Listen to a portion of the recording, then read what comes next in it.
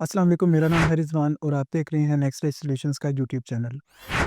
आज का हमारा 8वां लेक्चर है वेब डेवलपमेंट कोर्स का और आज के इस लेक्चर में हम करेंगे एडवांस्ड सीएसएस।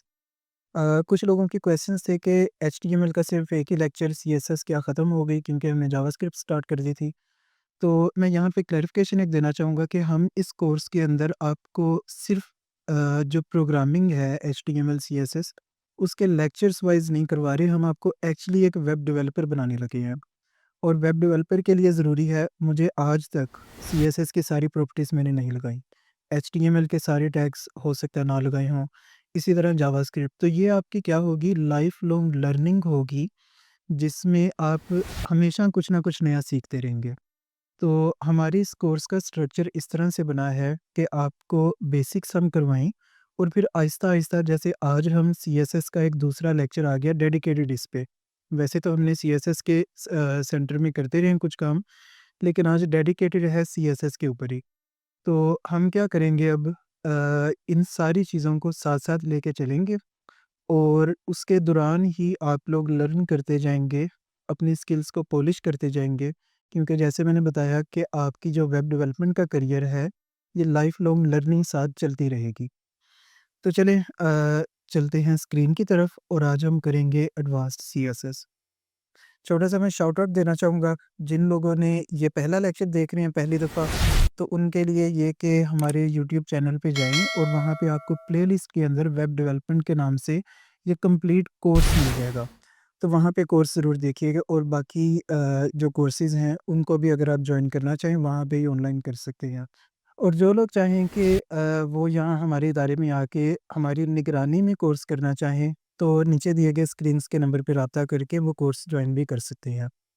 तो चलें स्क्रीन की तरफ चलते हैं। अच्छा, सबसे पहले तो मैं वीएस कोड में आ जाऊँ। ये हमारा लास्ट लेक्चर था, इसको मैं कर दूँ बंद और यहाँ पे एक न्यू फ़ोल्डर बना लेते हैं हम, इधर एडवांस्ड सीएसएस और इसके अंदर एक एचटीएमएल की फ़ाइल, ठीक है? एचटीएमएल की फ़ाइल इस वजह से क्योंकि सीएसएस एचटीएमएल के बगैर नहीं चलेगी, जैसा कि अब तक आपको पता चल गया होगा। एडवांस्ड सीएसएस,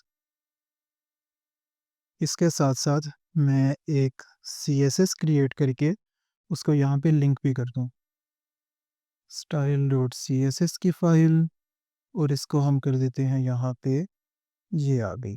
करके यहाँ पे और आते हैं एलिमेंट में, यहाँ पे देखते हैं, अगर मैं ये H2 पे होवर करूँ, तो यहाँ पे आप देखेंगे ये जो ब्लू इसके ऊपर हाइलाइट हो रहा है, वो बता रहा है कि इसकी अपनी विड्थ कितनी है, इसका अपना साइज़ कितना है, ठीक है? यहाँ पे भी ये आ गया और बाकी उसको मार्जिन मिल रही है, जो कि मैंने बताया था कि ब्राउज़र की डिफ़ॉल्ट सीएसएस, ये यूज़र एजेंट स्टाइल शीट, इसके अंदर से उसको ये सारे स्टाइल आ रहे हैं, ठीक है? तो यहाँ पे इम्पोर्टेंट चीज़ मैं जो मैं बताना चाह रहा हूँ वो ये है कि H2 फुल विड्थ ले रहा है, ठीक है? और वो उसके आगे कोई और चीज़ नहीं आएगी। मैंने जो ए टैग लगाया है, इसकी विड्थ और हाइट है ऑटो, ठीक है? और इसके अंदर जितना टेक्स्ट है, ये क्लिक मी, वो उतनी ही जगह ले रहा है और उसके आगे अगर कोई टेक्स्ट होगा, कोई एलिमेंट होगा जैसे ये ए टैग, तो वो भी वैसे ही उतनी जगह लेगा। इसी तरह हम और एग्ज़ाम्पल ले लेते हैं पी टैग, ठीक है? मैं टेक्स्ट कॉपी कर लेता हूँ यहाँ से पैराग्राफ के लिए, ये आ गया। तो अब देखें, लिंक के आगे ये भी नहीं आया और इसके आगे इसके सेपरेट अगर मैं एक और लगाऊँ ये टैग, तो वो भी क्या होगा, इससे दूर रहेगा। तो इस बिहेवियर को कहते हैं डिस्प्ले। हर एक एलिमेंट यानी एचटीएमएल का जो टैग है, उनका डिफरेंट बिहेवियर हो सकता है। जैसे ए जे एच1 एच1, 2, 3 वगैरह जितनी भी हमारी हेडिंग्स हैं, इनके बिहेवियर और ये पी टैग का बिहेवियर ये सेम है। यहाँ पे इवन अगर मैं सिर्फ इतना टेक्स्ट भी लिखूँ पी के अंदर, तो वो क्या होगा, सेपरेट होगा। इसको कहते हैं, इनके ये डिफरेंट बिहेवियर को डिस्प्ले। और यहाँ पे आप अगर देखें H2 को अगर मैं चेक करूँ, तो यहाँ पे डिफ़ॉल्ट जो CSS है उसमें आ रहा है डिस्प्ले ब्लॉक, ठीक है? डिस्प्ले ब्लॉक से मुराद है कि वो एलिमेंट बाकी एलिमेंट्स के साथ इंटरैक्ट उस तरह नहीं करेगा, वो एक ब्लॉक की सूरत में आएगा और उसकी अगर हम यहाँ पे अब देखें मैं लाइव स्टाइल यहाँ पे दे सकता हूँ, विड्थ 300 DX, ठीक है? तो अब इसकी विड्थ कम हो गई है, लेकिन फिर भी ये ए टैग को अपने साथ नहीं आने दे रहा। तो ये जो बिहेवियर है कि उसने फुल विड्थ लेनी है, इसको कहते हैं डिस्प्ले ब्लॉक, ठीक है? अगर मैं यहाँ पे इसको करूँ, विड्थ तो मैंने 300 दे दी, मैं इसको अब रिमूव कर देता हूँ। मैं यहाँ पे देता हूँ इसको स्टाइल डिस्प्ले इनलाइन। तो अब आप देखें ये बिहेव कर रहा है अपने हमारे ए टैग की तरह। तो डिस्प्ले हो गया, इनलाइन अगर होगा तो वो इनलाइन आएगी यानी बाकियों के साथ एक लाइन में आ सकती हैं।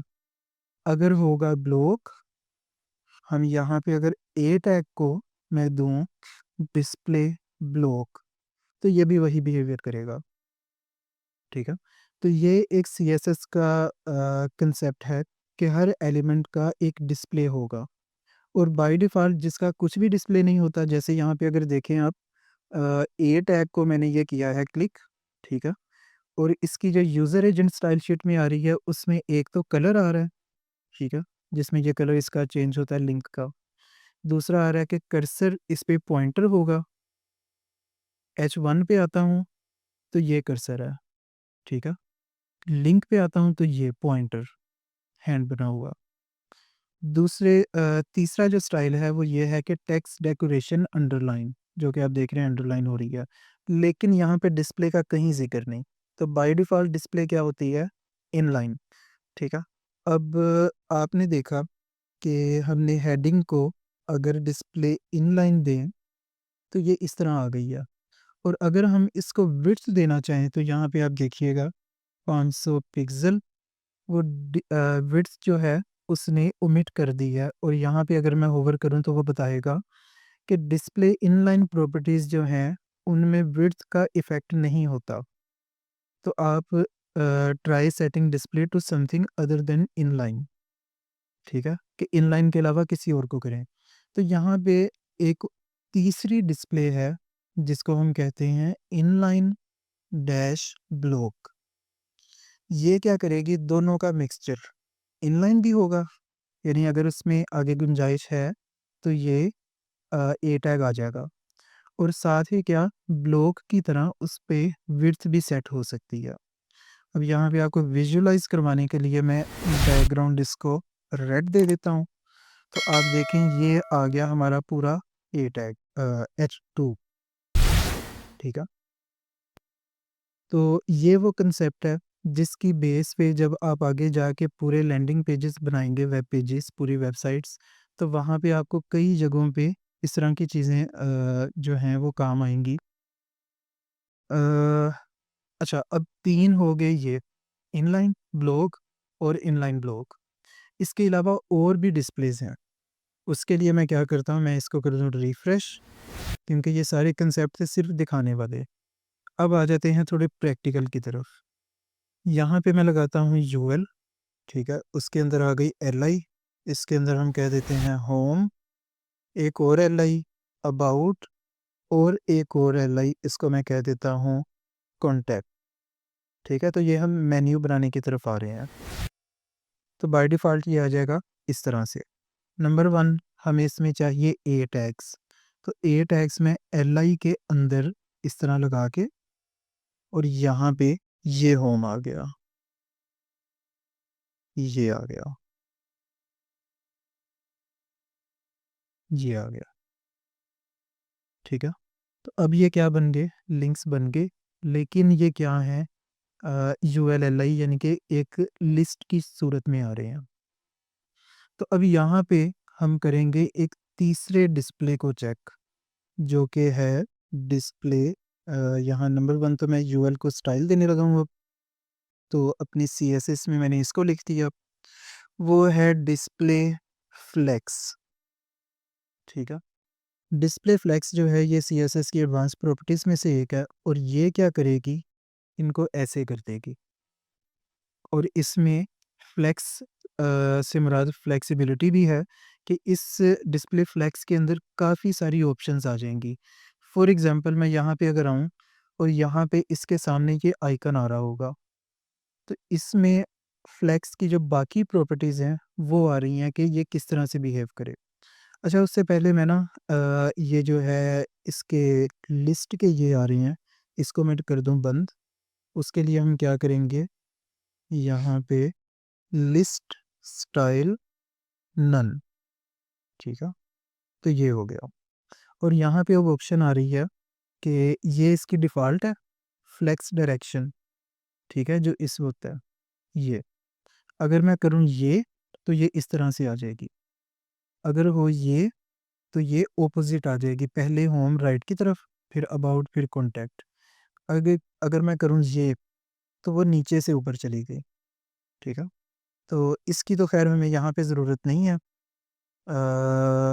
बल्कि यहाँ पे ये सारी चीज़ें आपको मैं करवा भी नहीं सकूँगा। फॉर एग्ज़ाम्पल ये जस्टिफाई कंटेंट हो जाएगा, लेफ़्ट से शुरू हो, किधर से शुरू हो, ठीक है? या इस तरह से हो।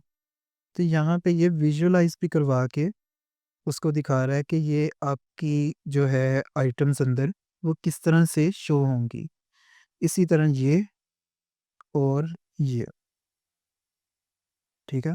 और यहाँ से करने के बाद आपको नीचे जो है वो एक्चुअली ब्राउज़र ये ना सिर्फ़ आपको विजुअलाइज़ करवा रहा है, ये इसका स्टाइल है। तो मैं क्या करता हूँ, मुझे ऑनेस्टली बताऊँ तो ये सारी प्रॉपर्टीज़ याद भी नहीं होती। मुझे डस जब भी डिस्प्ले फ्लेक्स लगाना होता है, मैं सिंपली डिस्प्ले फ्लेक्स लिख के और उसके बाद यहाँ से अपनी सेटिंग कर लेता हूँ कि मैंने इसको ये करना है या कुछ भी जो करना है। और उनकी जो है ये अलाइनमेंट हम यहाँ चेक नहीं कर सकेंगे क्योंकि इन सब की विड्थ सेम है। ये अलाइनमेंट क्या है, जैसा कि यहाँ पे दिखा रहा है अलाइन आइटम्स, कि वो सेंटर्ड हों, टॉप की तरफ हों, बॉटम की तरफ। मैं एक काम करता हूँ यहाँ पे ना आपको, ताकि ये चीज़ ये कंसेप्ट मैं दिखा सकूँ, मैं यहाँ पे ए टैग के अंदर एक ब्रेक लगा के टेस्ट, तो ये आ गया। होम के साथ ये साथ आ गया। अब इधर आते हैं और नंबर 1 मैं करता हूँ ये, ठीक है? अब ये फर्स्ट, सेकंड, थर्ड। अब आप देखें कि बाय डिफ़ॉल्ट ये इस तरह आ रहे हैं। तो इनको अगर मैं करूँगा ये, तो ये आपस में क्या हो गए, सेंटर। आपको शायद ये दूर-दूर है, नज़र ना आ रही हो, मैं इसको छोटा कर दूँ। ये, ठीक है? तो अब ये क्या हो गए, सेंटर हो गए। अगर मैं करूँगा ये, तो ये आ गया कि वो टॉप के साथ अलाइन्ड है और अगर मैं करूँगा ये, तो बॉटम के साथ। अगर ये होगा, तो इस सूरत में क्या है, मैं इसको भी विजुअलाइज़ करवाने के लिए ना आपको एक काम मैं करूँ, यूएल के अंदर जो एलआई हैं, उनको मैं बैकग्राउंड कलर दे दूँ रेड। बाय डिफ़ॉल्ट ये है, ठीक है? फ्लेक्स मैंने लगाया ये, इस तरह से आ गए। अब ये बिहेवियर उसका बन रहा है, ठीक है? ये ये बिहेवियर, ये नीचे अलाइन हो गए, इसके साथ ये इस तरह से अलाइन हो जाएँगे, ठीक है? और ये इसका जो डिफ़ॉल्ट था वो बेसलाइन। नेक्स्ट यहाँ पे इनका, बल्कि ये भी यहाँ पे नहीं होंगे, ये उनके अंदर के कंटेंट के लिए। लेकिन ख़ैर इसके साथ आप एक्सपेरिमेंट करके, अच्छा, तो ये कुछ चीज़ें मैंने यहाँ पे आपको दिखा दी हैं। बाकी ये कि आप इसके साथ जब एक्सपेरिमेंट करेंगे, अपने पेज को बनाने की कोशिश करेंगे, तो आपको ये मज़ीद कंसेप्ट क्लियर होते जाएँगे। अच्छा, तो एक तो ये हो गया डिस्प्ले फ्लेक्स। इसके अलावा डिस्प्लेस और भी हैं। यहाँ पे अगर हम इसको करें डिस्प्ले, तो ये सारी आपको यहाँ पे मिल जाएँगी। लेकिन इनमें से एक चौथी इम्पोर्टेंट भी है, वो है डिस्प्ले ग्रिड। और डिस्प्ले ग्रिड में क्या होगा कि आप अपनी एक ग्रिड की सूरत में, ग्रिड, ये वाली ग्रिड, इस तरह से अपनी जो है अंदर कंटेंट उसको शो कर सकते हैं। इन दोनों में जो मेन डिफरेंस है वो ये है कि डिस्प्ले फ्लेक्स वन डायरेक्शन होगा, ठीक है, यानी लेफ़्ट टू राइट या इस तरह से। डिस्प्ले फ्लेक्स में क्या होगा कि वो वन डायरेक्शन होगी, चाहे लेफ़्ट से राइट या राइट से लेफ़्ट या जो है ऊपर-नीचे। लेकिन डिस्प्ले ग्रिड जो है, उसमें क्या होगा कि वो 2 डायमेंशंस आ जाएँगी कि आप चाहें फ़र्ज़ किया कि जैसे फ़ॉर एग्ज़ाम्पल ग्रिड की एक अच्छी एग्ज़ाम्पल, ये कंटेंट, ठीक है? तो ये किससे बन सकता है? डिस्प्ले ग्रिड के साथ। तो चलिए हम अब इसी एग्ज़ाम्पल को डिस्प्ले ग्रिड के साथ बनाने की कोशिश करते हैं। नंबर 1 मैं यहाँ पे लगा दूँ एक हेडिंग पोर्टफ़ोलियो की, ठीक है? और नंबर 2 यहाँ पे ये आ गई हमारी डिस्क्रिप्शन, इसको मैं कर लूँगा यहाँ से कॉपी और ये आ गई पी टैग में।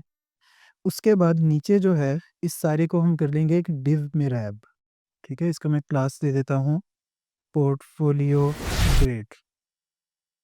नंबर 2 इसके अंदर हम करेंगे अब हर एक इस कार्ड के लिए, ये जो सेक्शन आपको नज़र आ रहा है इसके लिए एक डिव लगाएँगे। डिव, ठीक है?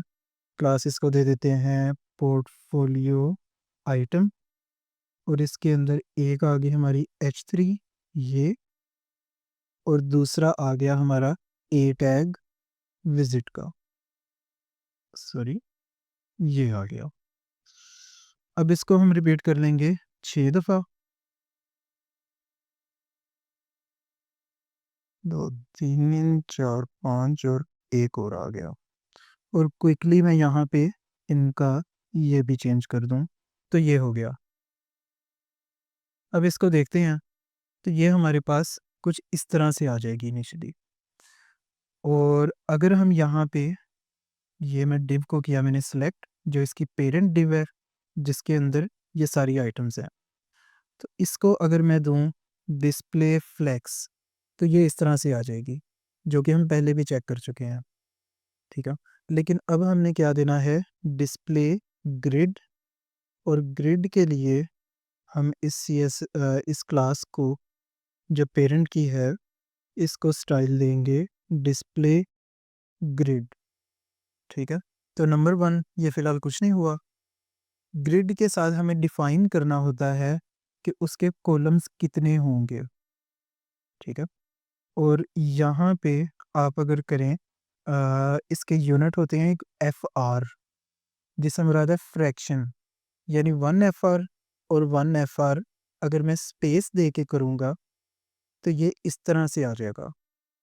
यानी यहाँ पे मैं बता रहा हूँ कि कॉलम्स का टेम्पलेट ये हो, 2 कॉलम है और दोनों कॉलम्स एक-एक फ्रैक्शन ले रहे हैं, यानी इक्वल उनकी विड्थ होगी।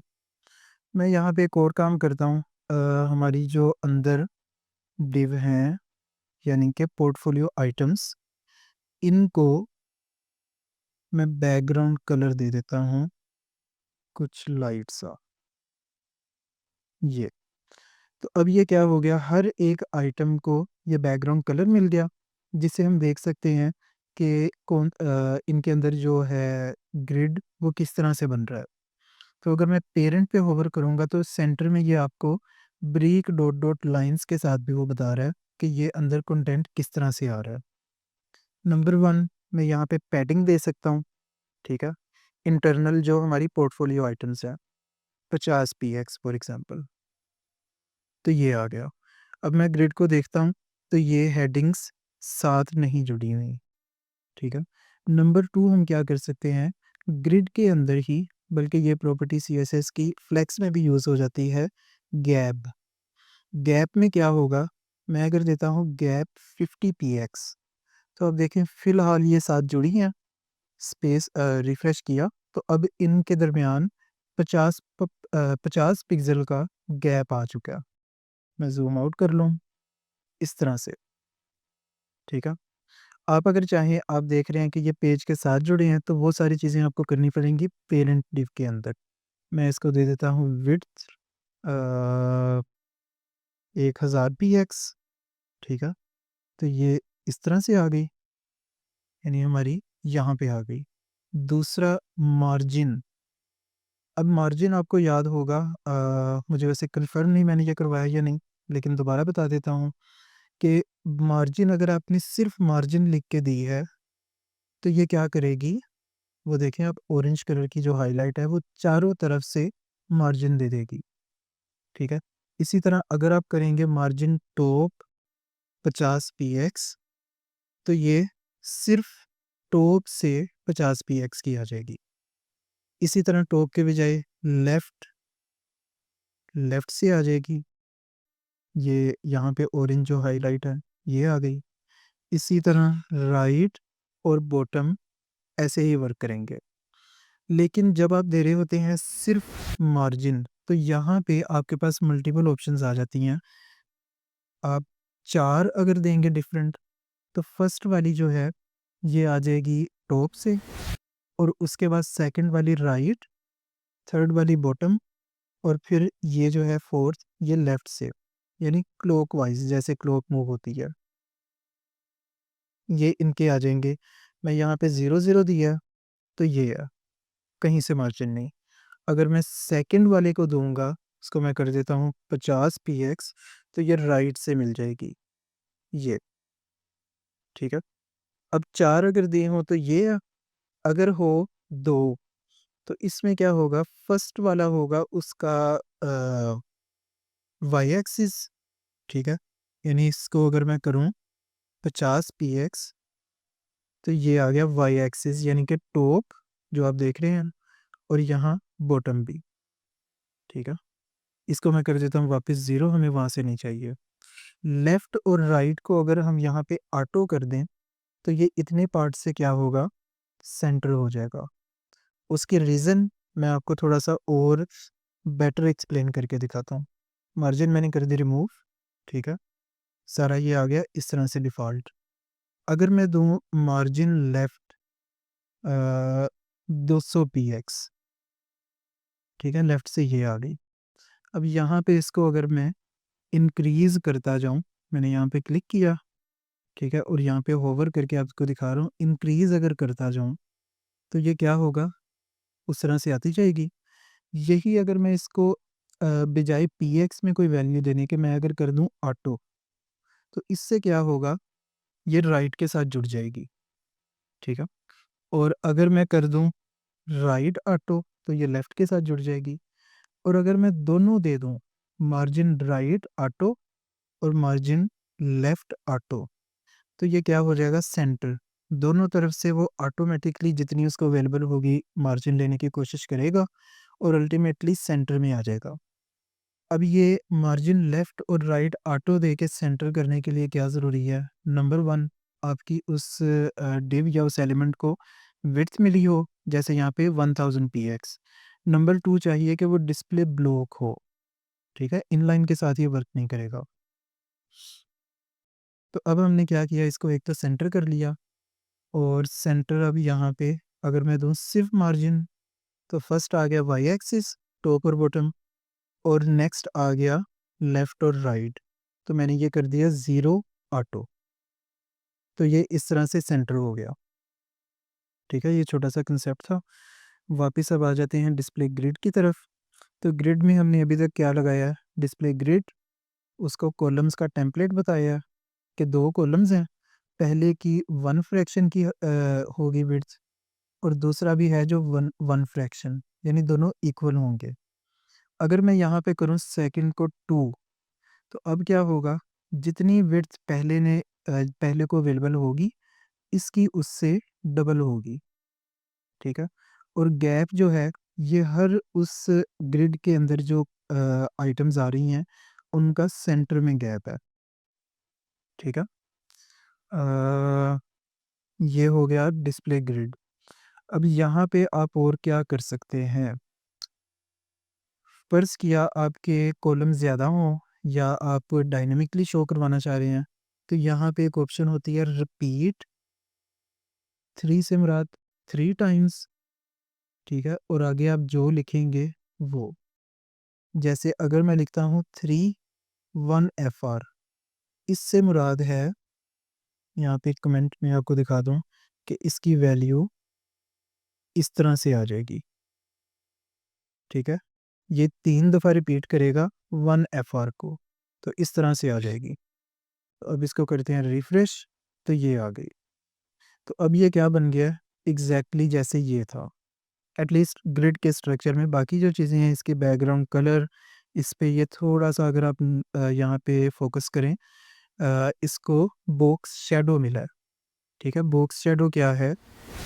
यहाँ पे आपको मैं करवा दूँ, हर एक आइटम को इस सीएसएस के अंदर बॉक्स शैडो, ठीक है? पिक्सेल्स में वैल्यूज़, और ये वैल्यूज़ क्या काम करती हैं, मैं आपको सारी अभी एक्सप्लेन करके बताता हूँ। और फाइनली होगा कलर, ठीक है? बल्कि यहाँ पे आपको इधर से भी क्रोम के अंदर जो है, आप इसको सेट कर सकते हैं। ऑफसेट उसका किस तरफ को हो, ठीक है? ये आ गया। ब्लर कितना हो, स्प्रेड कितना हुआ हो, ठीक है? अब यहाँ पे अगर आप देखें, मैं इसको ये कम कर दूँ, ठीक है? और स्प्रेड ज़्यादा कर दूँ, ये, तो कुछ ये ऐसे बन गया। तो इसी के साथ प्ले करके आपने अब क्या करना है, मैं माइनर सा आपको दिखा देता हूँ। नंबर 1, आपको बैकग्राउंड जो इसका शैडो का कलर है, वो थोड़ा लाइट चाहिए, ये हो गया, ठीक है? नंबर 2, यहाँ पे 0 और 0 यानी कि बिल्कुल सेंटर, जो हम यहाँ पे देख रहे थे, ये वाई से भी सेंटर, ठीक है? अब ब्लर इसको हम यहाँ पे इंक्रीज कर लेते हैं, ये, तो ये कुछ उससे क्लोज बन गया। नंबर 3, हमने फिर ये करना है कि ये बैकग्राउंड जो है, इसको कर देते हैं वाइट। तो मेरा ख्याल है कि ये सारी चीज़ें जो हैं, यानी अगर सेम ऐसा बनाना हो, तो वो अब आप कर सकते हैं। अच्छा, डिस्प्ले की हमने अब प्रॉपर्टीज़ देख ली। नंबर 1 इनलाइन, ब्लॉक और फ्लेक्स और ग्रिड, ठीक है? अब एक तो एडवांस सीएसएस में ये टॉपिक था, डिस्प्ले, ठीक है? जिससे हर एक एलिमेंट का बिहेवियर पता चलता है, वो कैसे बिहेव कर रहा है साथ वाले एलिमेंट्स के साथ। एक दूसरी भी है प्रॉपर्टी, जिसको कहते हैं पोजीशन, ठीक है? पोजीशन क्या करेगी? फॉर एग्जांपल मैं यहाँ पे आ जाता हूँ वीएस कोड में, ठीक है? हम इधर एक डिव लगाते हैं, उसके अंदर टेस्ट डिव लिख देते हैं, ये आ गई। अब ये इसकी पोजीशन पेज के साथ, वैसे इसको बेटर दिखाने के लिए ना मुझे यहाँ पे कुछ पैराग्राफ्स लगाने होंगे ताकि इसमें स्क्रॉल आ जाए। ये आगे 2, इसको टी टैग में रैप कर लो, इसके साथ स्क्रॉल नहीं आएगा, इनको ही मैं बार बार रिपीट कर देता हूँ और साथ थोड़ा जूम कर देता हूँ। रिफ्रेश किया, तो अब ये आ गया स्क्रॉल, ठीक है? तो अब आ जाते हैं इसको इंस्पेक्ट करके, जो सीएसएस की पोजीशन प्रॉपर्टी थी, उसके ऊपर। पोजीशन अगर आप देंगे एब्सोल्यूट, तो ये क्या करेगी, सॉरी, पोजीशन एब्सोल्यूट, ये क्या करेगी कि इसको फ्लोट करवा देगी हवा के ऊपर, ठीक है? अब देखें, पोजीशन एब्सोल्यूट देने से पहले ये एक डिस्प्ले ब्लॉक था, ठीक है? उसने फुल विड्थ ली है। मैं बल्कि यहाँ पे ना एक और काम करूँ, इसको एक आईडी दे के पोजीशन टेस्टिंग, और इस आईडी को अभी यहाँ पे देता हूँ। एक तो मैं बैकग्राउंड कलर दे दूँ, ठीक है? ताकि वो हाईलाइट होके आपको नज़र आए। ये है बाय डिफ़ॉल्ट, ठीक है? मैं इसको अगर दूँ पोजीशन एब्सोल्यूट, तो ये इस तरह से आ गई। और अगर आप गौर करें, पोजीशन एब्सोल्यूट देने से एक तो उसकी विड्थ पे भी फ़र्क पड़ा है, और दूसरा, यहाँ पे ज़ूम कर दूँ, उसके बाकियों के साथ बिहेवियर पे भी असर पड़ा है। पी टैग को बाय डिफ़ॉल्ट आ रही होती है मार्जिन, ठीक है? और ये मार्जिन अब कहाँ से शुरू हो रही है?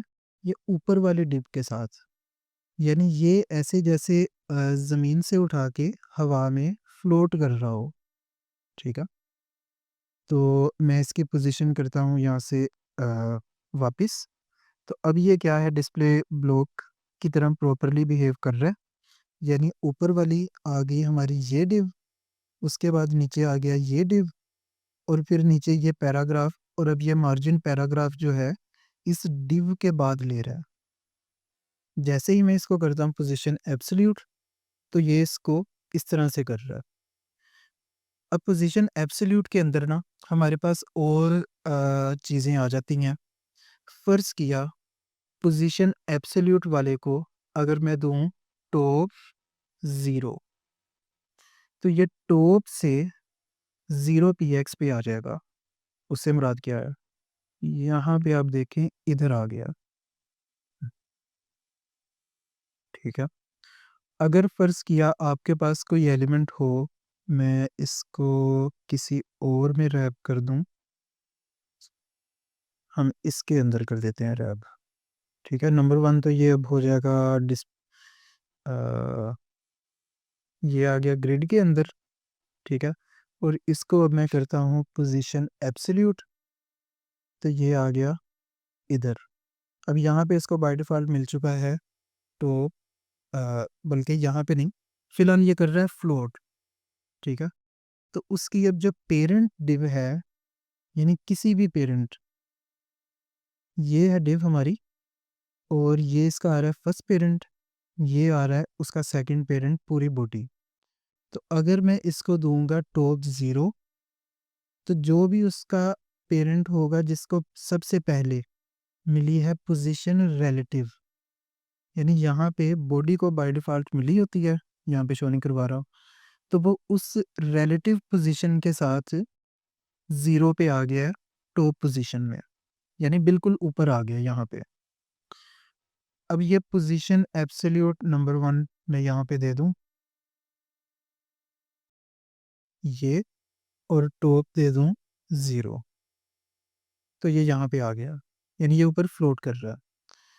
अब अगर मैं दूँगा इसकी जो पेरेंट डिव है इनिशियल, ये वाली, इसको मैं देता हूँ यहाँ पे पोजीशन रिलेटिव, तो अब इसकी जो पोजीशनिंग है अंदर वाले डिव की, वो इस डिव के रिलेटिव होगी, यानी रिफ्रेश मैंने किया, तो अब इसका टॉप 0 यहाँ पे ले आया, लेफ्ट 0 बिल्कुल लेफ्ट के साथ जो कि बाय डिफ़ॉल्ट था, और इसी तरह अगर लेफ्ट के बजाय मैं करता हूँ राइट 0, तो ये राइट साइड से 0 पोजीशन पे आ गया।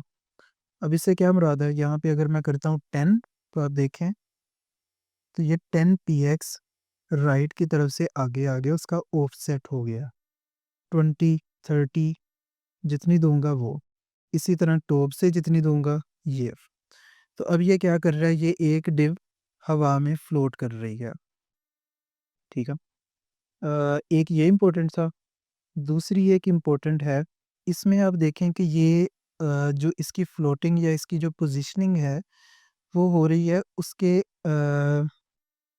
जो पेरेंट्स में से पोज़ीशन रिलेटिव पे होगा उसकी बेस पे। अगर मैं यहाँ पे इसकी पोज़ीशन एब्सोल्यूट के बजाय फिक्स्ड कर दूँ, तो फिर ये क्या होगा, स्क्रीन के हिसाब से हो जाएगा। यानी जहाँ पे मैं कर रहा हूँ स्क्रॉल, वहाँ पे ये टॉप 0 पे रहेगा, ठीक है? अगर मैं यहाँ पे इसको करूँ बॉटम 0, तो ये स्क्रीन के बिल्कुल नीचे जुड़ गया। इसी तरह सॉरी 0, और इसी तरह मैं अगर करूँ राइट 0, तो ये यहाँ पे आ गया, ठीक है? तो ये पोज़ीशन फिक्स्ड थी, यानी वो स्क्रीन के साथ फिक्स हो गया। अब यहाँ पे सेम अगर मैं उसको कुछ पिक्सल का दूँ ऑफसेट, तो वो वहाँ पे हो जाएगा फिक्स, ठीक है? ये चंद एक थी सीएसएस से रिलेटेड एडवांस सीएसएस में हमारे टॉपिक्स, जो आपको फ्यूचर में जब आप इस तरह की कोई कंप्लीट वेबसाइट बना रहे होंगे, उस वक़्त आपको काम आएँगी, ठीक है? जैसे यहाँ पे देखें, ये सारे लोगोज़ लगाने के लिए क्या किया गया, ये डिस्प्ले फ्लेक्स लगी है, ठीक है? और उसको हमने उस तरह से किया, ये 2 रोज़, ठीक है? अब इसी तरह ये जो कार्ड्स बने हैं, ये भी क्या हैं? डिस्प्ले फ्लेक्स के साथ। तो यहाँ पे क्या होगा, जब आप ये इनके वेबसाइट बना रहे होंगे, तो उसमें कई जगहों पे ये सारी चीज़ें यूज़ होंगी, डिपेंड करता है। जैसे यहाँ पे डिस्प्ले ग्रिड यूज़ हुआ है, ये ग्रिड बनाने के लिए। तो ये वो सारे टॉपिक्स हैं जो आपके फ्यूचर में एक मॉडर्न वेब पेज बनाने के लिए काम आने थे। तो इससे क्या हुआ कि आपकी अब बेस बन जाएगी, जब हम आगे जाके इस तरह के वेब पेजेस बनाएँगे, तो वहाँ पे ये सारी चीज़ें काम आएँगी। अ, आज का लेक्चर उम्मीद है कि अंडरस्टैंडिंग आपको आ गई होगी। टॉपिक ज़रूर मुश्किल था, थोड़ा टेक्निकल था एक्चुअली, मुश्किल नहीं। एक दफ़ा आपको इसकी अंडरस्टैंडिंग आ जाए और दूसरे नंबर पे आप इसकी खुद से प्रैक्टिस कर लें। जैसे मैंने किया है, वैसे ही इसको वीडियो को पॉज़ करके साथ करें प्रैक्टिस, और जो मैंने रिज़ल्ट आए थे, अब देखें कि सेम आपके रिज़ल्ट आ रहे हैं। जहाँ पे आपका कहीं कंसेप्ट क्लियर नहीं हुआ या कोई क्वेश्चन हो, वहाँ पे मुझे कमेंट कीजिए, मैं उस पे ज़रूर रिप्लाई करूँगा। और फाइनली प्लीज़, अगर आपने सब्सक्राइब नहीं किया, चैनल को सब्सक्राइब करें ताकि आने वाले लेक्चर्स भी आपको मिलते रहें, और अगर ये वीडियो पसंद आई तो प्लीज़ इसको लाइक कीजिएगा। तो इंशाल्लाह नेक्स्ट लेक्चर में मिलते हैं, तब तक के लिए अल्लाह हाफ़िज़।